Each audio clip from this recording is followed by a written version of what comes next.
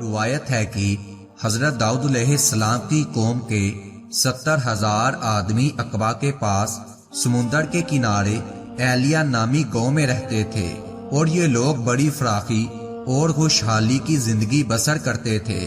اللہ تعالیٰ نے ان لوگوں کا اس طرح امتحان لیا کہ سنیچر کے دن مچھلی کا شکار ان لوگوں پر حرام فرما دیا، ہفتے کے باقی دنوں میں شکار حلال فرما دیا، مگر اس طرح ان لوگوں کو آزمائش میں مبتلا کر دیا کہ سنیچر کے دن بے شمار مچھلیاں آتی تھی اور دوسرے دنوں میں نہیں آتی تھی۔ تو شیطان نے ان لوگوں کو طریقہ بتا دیا کہ سمندر سے کچھ نالیاں نکال کر خشکی میں چند حوض بنا لو، اور جب سنیچر کا دن آئے ان نالیوں کے ذریعے مچھلیاں حوض میں آ جائیں گی تو نالیوں کا منہ بند کر دو۔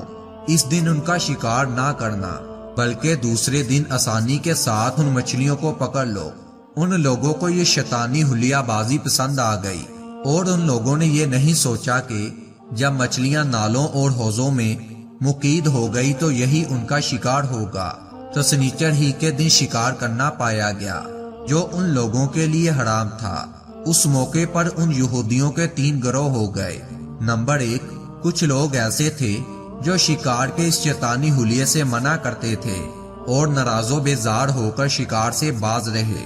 نمبر 2، اور کچھ لوگ اس کام کو دل سے برا جان کر خاموش رہے، دوسروں کو منع نہ کرتے تھے، بلکہ منع کرنے والوں کو کہتے تھے کہ تم لوگ ایسی قوم کو نصیحت کرتے ہو جنہیں اللہ پاک ہلاک کرنے والا یا سخت سزا دینے والا ہے۔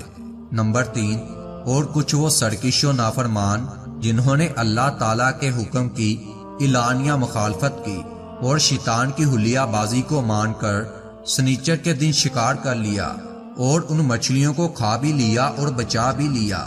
جب نافرمانوں نے منع کرنے کے باوجود شکار کر لیا تو منع کرنے والی جماعت نے کہا ہم ان نافرمانوں سے کوئی میل ملاپ نہ رکھیں گے۔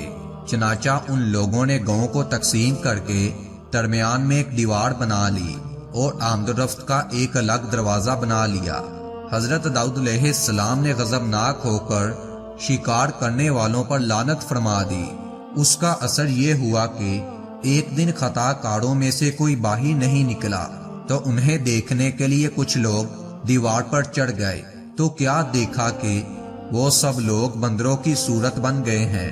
اب لوگ ان مجرموں کا دروازہ کھول کر اندر داخل ہوئے تو وہ بندر اپنے رشتہ داروں کو پہچانتے تھے اور ان کے پاس آ کر ان کے کپڑوں کو سونگھتے تھے اور زاروں کی طرح روتے تھے، مگر لوگ ان بندر بن جانے والوں کو کسی بھی حال میں نہیں پہچانتے تھے۔ ان بندر بن جانے والے لوگوں کی تعداد تقریباً 12,000 تھی۔ یہ سب لوگ 3 دن تک زندہ رہے اور اس درمیان کچھ بھی کھا پی نہ سکے، بلکہ یوں ہی بھوکے پیاسے سب کے سب ہلاک ہو گئے۔ شکار سے منع کرنے والا گروہ ہلاکت سے سلامت رہا، اور صحیح قول یہ ہے کہ دل سے برا جان کر خاموش رہنے والوں کو بھی اللہ نے ہلاکت سے بچا لیا۔ اس واقعے کا جمالی بیان سورۃ البقرہ کی اس آیت میں ہے۔